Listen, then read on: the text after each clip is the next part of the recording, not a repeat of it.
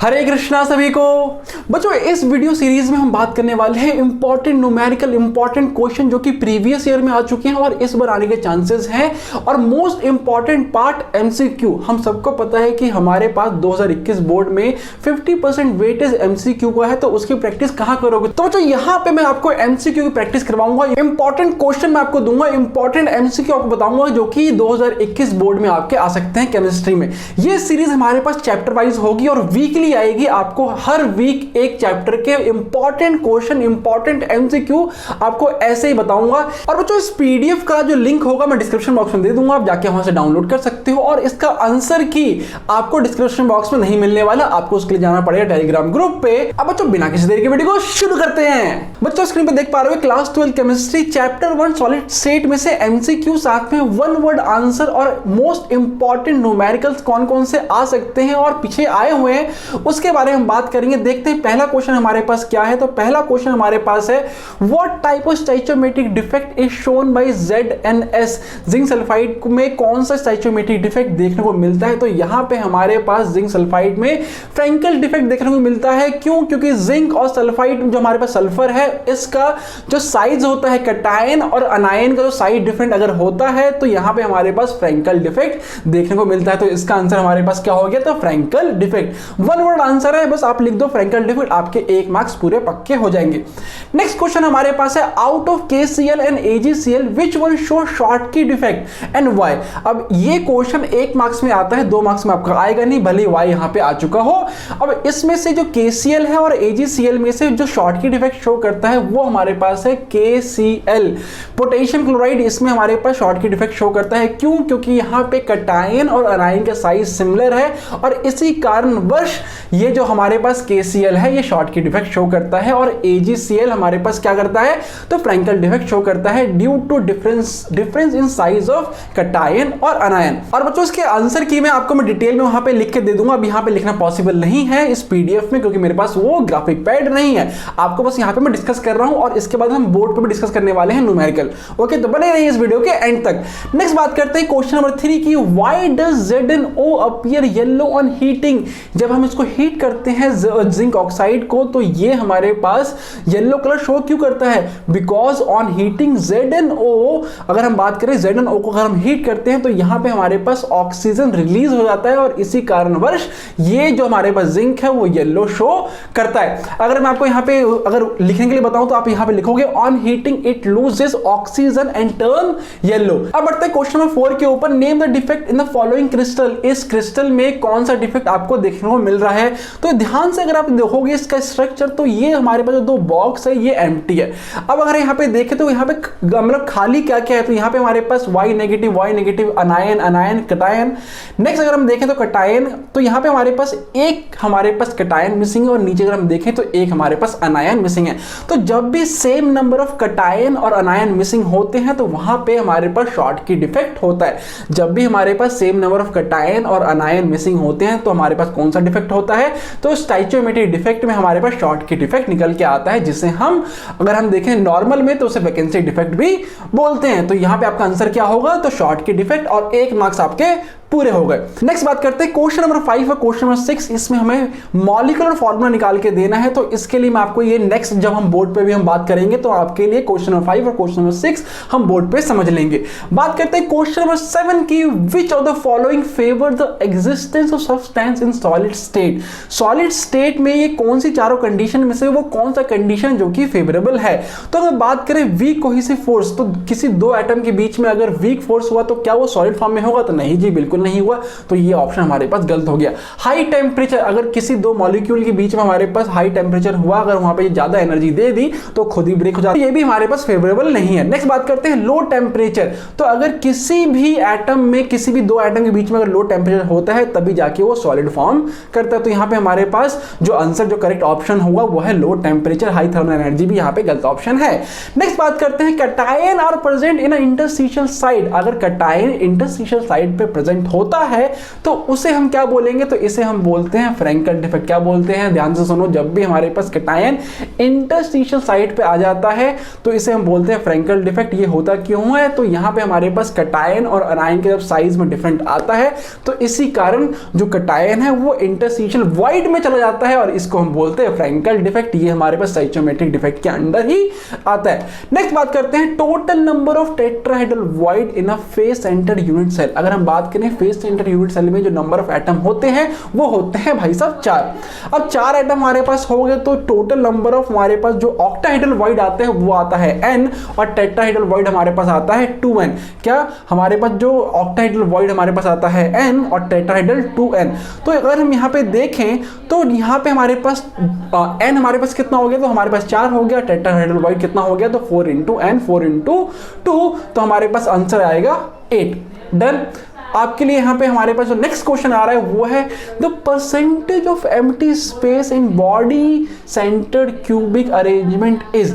Body centred में हमारे पास empty जो स्पेस होता है वो कितना होता है, तो हमें पहले पता होना चाहिए कि बॉडी सेंटर्ड बीसीसी वाले में हमारे पास जो पैकिंग एफिशिएंसी है वो होती है 68%। तो 100 माइनस 68% हमारे पास आंसर आएगा 32 and the correct answer will be 32%। Next question हमारे पास है the correct order of packing efficiency in the following type. इनमें से हमारे पास एफसीसी, बीसीसी और सिंपल यूनिट सेल में से क्या मतलब जो ऑर्डर लिखा हुआ है उसमें से कौन सा ऑर्डर सही है। तो सबसे ज्यादा हमारे पास जो पैकिंग एफिशिएंसी होती है वो होता है हमारे पास फेस सेंटर यूनिट सेल, क्योंकि उसमें हमारे पास 4 एटम होते हैं। बीसीसी में हमारे पास 2 होते हैं और सिंपल यूनिट सेल में हमारे पास सिर्फ एक होता है, ठेंगा नहीं, एक होता है। सबसे ज्यादा हमारे पास पैकिंग एफिशिएंसी होने वाली है face centre unit cell FCC में, उसके बाद हमारे पास होगा बीसीसी में और उसके बाद सबसे कम हमारे पास होगा सिंपल यूनिट सेल में।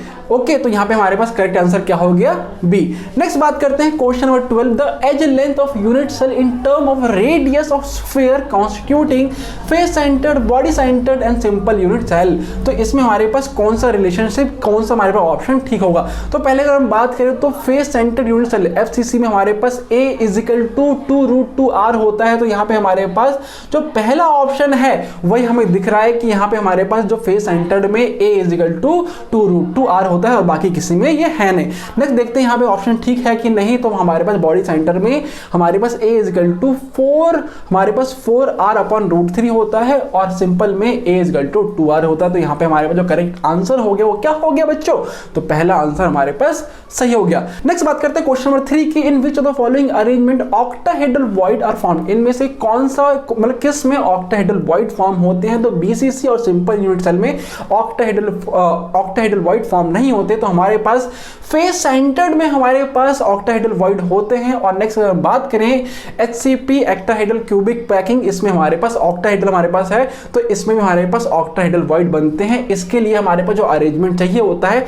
हर 4th लेयर हमारे पास पहले से सिमिलर होती है और इसमें हमारे पास जो अरेंजमेंट होता है वो होता है एबीसी, एबीसी और एबीसी, ये हमारे पास अरेंजमेंट होता है। नेक्स्ट बात करते हैं क्वेश्चन नंबर 14 की विच of the following is true about the value of reflective index of quartz glass. Quartz glass हमारे पास किस में आ गया था, अमॉर्फस सॉलिड में आ गया और इसमें हमारे पास आइसोट्रोपिक नेचर हमारे पास होता है। तो इसमें हमारे पास same in the all direction हमारे पास इसका रिफ्लेक्टिव इंडेक्स निकल गया, सारे डायरेक्शन में हमारे पास सेम ही रिफ्लेक्टिव इंडेक्स होगा। नेक्स्ट बात करते हैं क्वेश्चन नंबर 15 के ऊपर the sharp melting point of crystalline solid is due to, जो हमारे पास क्रिस्टलाइन सॉलिड होता है उसका शार्प मेल्टिंग पॉइंट क्यों होता है। तो हमारे पास हमें देखना पड़ेगा कि जो क्रिस्टलाइन सॉलिड है उसका हमारे पास प्रॉपर्टी क्या क्या है। तो इसमें तो हमारे पास अगर देखें तो जो बिल्कुल क्लियर आंसर है वो है रेगुलर अरेंजमेंट। क्रिस्टलाइन सॉलिड में हमारे पास रेगुलर अरेंजमेंट आती है। नेक्स्ट हमारे पास क्या होता है, तो जो ये लॉन्ग डिस्टेंस में हमारे पास जो इसका कांस्टेंट पार्टिकल होता है वो लॉन्ग डिस्टेंस में अरेंज होते हैं। तो इसलिए जो इसका करेक्ट आंसर होगा वो होगा बी। और नेक्स्ट क्वेश्चन हमारे पास आने वाले हैं न्यूमेरिकल टाइप, तो उसके लिए चलते हैं डायरेक्टली बोर्ड पे। बच्चों आप देख लेते हैं क्वेश्चन नंबर 5 और 6 जो कि अभी हम स्किप करके आए थे। तो क्वेश्चन नंबर 5 हमारे पास है cube solid is made of 2 element. एक क्यूब सॉलिड जो कि बना है ए और बी से। Element a form CCP while atom of b element occupy 1/3 of tetrahedral void. जो ए हमारे पास है उसमें हमारे पास क्या बन रहा है, सीसीपी हमारे पास अरेंजमेंट बन रहा है और उसके अंडर ही जो वॉइड बने हैं टेट्राहेड्रल वॉइड, उसमें अगर हम बात करें तो इस टेट्राहेड्रल वॉइड में इन्होंने कितना कर रखा है तो एलिमेंट ऑक्यूपाई 1/3, 1/3 टेट्राहेड्रल वॉइड को ऑक्यूपाई किया है। What is a formula of solid? तो यहाँ पे हमें मॉलिक्यूलर फॉर्मूला बताना है। तो क्वेश्चन नंबर 5 में हमारे पास A और हमारे पास B एलिमेंट है। डन। अब यहाँ मान लो कि ये जो टोटल नंबर ऑफ एटम है, टोटल नंबर ऑफ एटम्स हमारे पास क्या हो गए? तो ये हमारे पास हो गए n। ओके, तो ऑक्टाहेड्रल वॉइड हमारे पास जितने नंबर ऑफ एटम होते हैं वही होते हैं, और टेट्राहेड्रल वॉइड हमारे पास क्या हो जाएंगे? तो 2n होते हैं। तो यहां से अगर हम देखें तो A ने कंप्लीट हमारे पास n नंबर ऑक्यूपाई कर लिया है। और अगर हम बात करें यहाँ पे B की, तो B में हमारे पास इसने कितना ऑक्यूपाई किया है? तो कितना है हमारे पास? तो 1/3 of tetrahedral void. Tetrahedral void हमारे पास कितने होते हैं? तो टेट्राहेड्रल वॉइड हमारे पास 2n होते हैं। तो यहाँ पे इंटू 2n हमारे पास हो गया। डन। यहाँ से हम करेंगे मॉलिक्यूलर फॉर्मूला AN, और B हमारे पास कितना हो गया? 2n/3 हो गया। ओके, कोई दिक्कत तो नहीं अभी तक। यहाँ से हमारे पास ये कैंसिल आउट होगा, ये हमारे पास n हट गया। तो मॉलिक्यूलर फॉर्मूला क्या बन गया हमारे पास? A3B2 हमारे पास मॉलिक्यूलर फॉर्मूला आ गया, और ये हमारे पास राइट आंसर भी हो गया। अब बच्चों देखिए क्वेश्चन नंबर 6, इसको मैं बिताता हूं। आपको इसका स्क्रीनशॉट आपने ले ही लिया होगा, नहीं किया तो पीछे जाकर देख लो, और इसका जो आंसर की है आपको टेलीग्राम ग्रुप पे भी मिल जाएगा। क्वेश्चन नंबर 6 अगर हम यहाँ पे देखें तो क्वेश्चन नंबर 6 हमारे पास है a compound is form by 2 element. यहाँ पे हमारे पास एक कंपाउंड बना है x और y से। एटम ऑफ एलिमेंट y जो कि हमारे पास क्या है? तो अनायन है। Make CCP arrangement those of the element x हमारे पास क्या है? तो ये कटायन है। Occupy all octahedral void. अब जो ये x है वो सारे ऑक्टाहेड्रल वॉइड पे है। तो यहाँ पे हमारे पास जो y है, हमारे पास जो ये y है ये कहाँ पे है? तो ये इसलिए CCP फॉर्म कर रहा है। तो यहाँ पे हमारे पास n आ गया। नेक्स्ट अगर हम देखें जो कि x है, जो कि हमारे पास अनायन है, वो क्या फॉर्म कर रहा है? तो इसने ऑक्टाहेड्रल वॉइड ऑक्यूपाई किया है, जो कि n के बराबर ही होते हैं। तो यहां से हमारे पास ये क्या है? तो ये हमारे पास क्या है बच्चों? कटायन है, जो कि पहले आएगा। तो XN YN। तो मॉलिक्यूलर फॉर्मूला हमारे पास क्या बन गया? X1 और Y1। तो यहाँ पे हमारे पास ये आ गया आंसर क्वेश्चन नंबर आपको किसका? तो 6 का। आई होप आपको ये क्लियर हो गया हो। अब बढ़ते हैं सीधा न्यूमेरिकल के ऊपर। ओके, तो अब बात करते हैं यहाँ पे क्वेश्चन नंबर 16 की। तो जो भी न्यूमेरिकल आपके पेपर में आते हैं, सबसे पहले आपको वहां से डाटा होता है वो अपने जो आपकी आंसर कॉपी है उस पर आपको लिखना पड़ेगा। तो क्वेश्चन नंबर 16 में अगर हम बात करें, क्वेश्चन नंबर 16 में तो क्या बोल रहा है? An element crystallise in FCC। जो क्रिस्टल है हमारे पास किस फॉर्म में है? तो FCC में है। FCC lattice and use with cell edge of 300 picometre. और यहाँ पे हमारे पास जो ये लेंथ हमारे पास है वो कितना है? तो 300 पिकोमीटर है। जो A हमारे पास कितना आ गया? तो 300 पिकोमीटर आ गया। आई होप आपको यहाँ पे जो डेंसिटी का फॉर्मूला है वो क्लियर होगा। नहीं होगा तो आई बटन आपको वीडियो मिल जाएगी, जाके आप वहां पे पहले वो देखिए और फिर इसके बाद इस पे आइए।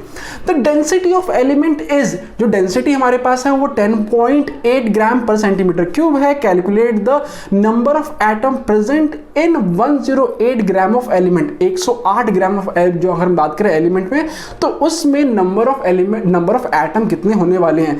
तो पहले तो यहाँ पे हमें जो गिवन है, हमारे पास जो गिवन है हमें वो लिखना होता है। तो यहाँ पे हमारे पास अगर FCC है तो नंबर ऑफ एटम जिसे हम Z बोलते हैं वो कितना हो जाएगा? तो हमारे पास ये हो गया 4। ओके, A हमारे पास कितना है? A हमारे पास है 300 पिकोमीटर हमारे पास है। आपको इसमें सेंटीमीटर चेंज करना पड़ेगा। क्यों? क्योंकि जो आपकी डेंसिटी है वो ग्राम पर सेंटीमीटर में है। तो 300 इंटू पिकोमीटर को आप चेंज करोगे सेंटीमीटर में, तो 10 की पावर -10 सेंटीमीटर हमारे पास हो गया। इसको ऑल सॉल्व कर लो तो 3 इंटू 10 के पावर -8 सेंटीमीटर आपका वैल्यू एक ही आ गई। आपको पहले ये सारी चीज़ें करनी पड़ेगी। आपको जो मास दिया हुआ है कितना है? तो 108 ग्राम में आपको नंबर ऑफ एटम फाइंड करने हैं। आपको Na आपको फाइंड करना है। ओके, और तो उसमें कुछ नहीं दिया हुआ? नहीं, और कुछ नहीं दिया हुआ। अब हमारे पास जो डायरेक्टली फॉर्मूला होता है density is equal to molar mass, जिसे हम बोलते हैं, जो कि हमारे पास मास ही हुआ इस केस में। अब यहाँ पे हमारे पास मोलर मास इंटू Z हमारे पास क्या होता है? तो यहाँ पे कौन से कितने एटम है हमें देखना पड़ता है। और नीचे हमारे पास आता है Na और ये क्यूब। ये फॉर्मूला मैंने ड्राइव करना सिखाया है, जाइए वीडियो आप देखिए, आई बटन आपको वीडियो मिल जाएगी। अब कुछ नहीं करना आपको बच्चों, कुछ नहीं करना, बस इसमें आपको वैल्यू पुट करनी है और आपका आंसर आ जाएगा।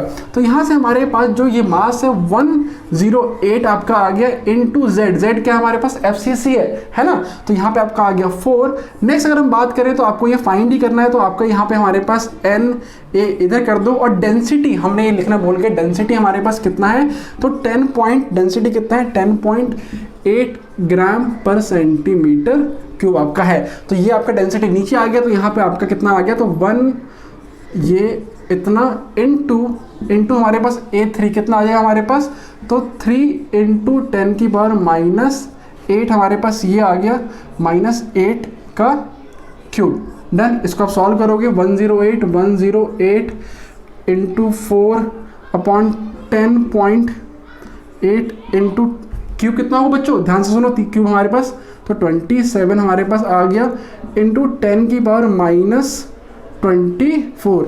डन, अब इसको सॉल्व करोगे तो इसका जो आंसर आने वाला है वो आएगा आपका 14.2 इंटू 10 की पावर 23 एटम्स आपका आंसर आ जाएगा। मोस्ट इंपॉर्टेंट क्वेश्चन है, 2 बार आपका 2 बार बोर्ड में आ चुका है और चांसेस हैं कि इस बार भी आए। स्क्रीनशॉट ले लो, फिर बढ़ते हैं आगे। अब जो बात करते हैं क्वेश्चन नंबर 17, क्वेश्चन नंबर 17 की यहाँ पे हम बात करेंगे। तो क्वेश्चन नंबर 17 हमारे पास क्या है, तो an element x with N atomic mass कितना है, तो 81 U हमारे पास आ गया है। डेंसिटी कितनी आ गई, तो ये सारी चीजें हमें पहले लिखनी होती है, न्यूमेरिकल्स में हमें जो भी चीजें दी होती है वो लिखनी होती है। तो एटॉमिक मास हमारे पास, मास कितना आ गया, मास हमारे पास आ गया 81 U। नेक्स्ट अगर हम देखें तो डेंसिटी हमारे पास दिया हुआ है 10.2 ग्राम पर सेंटीमीटर क्यूब। ये दिख रहा है क्या, हाँ बिल्कुल दिख रहा है। तो यहाँ पे हमारे पास ये भी हमारे पास आ गया Na नंबर ऑफ एटम हमें लेना है क्या, तो एवोगैड्रो नंबर 6.022 इंटू 10 की पावर 23 हमारे पास ये नंबर होता है, जो कि आपको पता भी है। बात करते हैं यहाँ पे हमारे पास जो वॉल्यूम ऑफ यूनिट सेल है, यहाँ पे हमारे पास वॉल्यूम दे दिया A3 दे दिया हमारे पास, मतलब A³ दे दिया, कितना है तो 2.7 इंटू 10 की पावर -23 सेंटीमीटर क्यूब। आपको क्वेश्चन दिख रहा होगा यहाँ पे, आप यहाँ से रेफर कर सकते हो। डन, आपको यहाँ पे निकालना क्या है, तो calculate the type of unit cell. अब आपको यहाँ पे टाइप ऑफ यूनिट सेल निकालना है। अगर बात करें, अगर वैल्यू 1 आई तो हमारे पास क्या होगा, सिंपल यूनिट सेल। अगर हमारे पास वैल्यू 2 आई तो हमारे पास हो सकता है BCC या फिर एंड सेंटर्ड। अगर हमारे वैल्यू 4 आ गई तो क्या होगा, FCC। तो जो यहाँ पे जो हमारे पास फॉर्मूला है, density is equal to molar mass into Z upon Avogadro number into हमारे पास क्या, तो वॉल्यूम हमारे पास आता है। ओके, वैल्यू जल्दी से पुट करते हैं। यहाँ पे हमारे पास मास कितना है, तो 81 U का हमारे पास 81 ग्राम हमारे पास हो जाता है। मोलर मास इसका हमारे पास हो जाएगा इनटू, अगर हम बात करें Z की तो Z तो हमें निकालना ही है। नेक्स्ट हमारे पास एवोगैड्रो नंबर हमें पुट करना है ये 6.022 इंटू 10 की पावर 23 इंटू A हमारे पास वॉल्यूम कितना है, तो हमारे वॉल्यूम आ गया 2.7 इंटू 10 की पावर -23। ओके, यहाँ से हमारे पास कैंसिल आउट हो जाएगा। हमारे पास डेंसिटी दे दी है, डेंसिटी हमारे पास कितनी है, तो डेंसिटी हमारे पास है 10.2, ये सारी चीजें वहां पे चली जाएगी, इंटू 6.022 इंटू 2.7, ये हमारे पास कैंसिल आउट, और नीचे हमारे पास क्या आ गया, तो 81। जब इसको सॉल्व करोगे तो यहाँ पे हमारे पास जो इसकी वैल्यू आने वाली है वो आएगी कितनी, तो 3.7 वैल्यू आएगी। राउंड ऑफ करके इसको आप ले लो 4। तो जैसे यहाँ पे हमारे पास 4 आया तो इसका मतलब हमारे पास क्या, तो ये जो यूनिट सेल होने वाला है वो होगा फेस सेंटर्ड यूनिट सेल, और ये आपका है आंसर। आपको वहां पे लिखना पड़ेगा। डन। बच्चों आप बात करते हैं क्वेश्चन नंबर 18 की। ये क्वेश्चन 2 मार्क्स में आ सकता है। What happen when AgCl is doped with CdCl2 cadmium chloride हमारे पास अगर इसमें डोप करेंगे तो इसमें क्या होगा।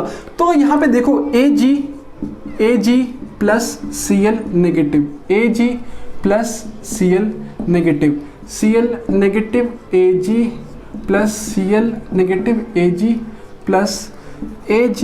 Plus Cl negative, Ag plus Cl negative. यहाँ पे हमारे पास इसका हमने आयनिक फॉर्म बना दिया। डन। अगर मैं इसमें एक Ag हटा दूं और Cd2 प्लस कर दूं तो आयनिक जो स्टेबिलिटी है उसको मेंटेन करने के लिए हमारे पास एक और CAG हमें हटाना पड़ेगा, जिससे हमारे पास क्या, तो ये वॉइड बन गया, वैकेंसी यहाँ पे हमारे पास बन गई, और इसी कारण हम इसको बोलते हैं मेटल डेफिशिएंसी डिफेक्ट। डन।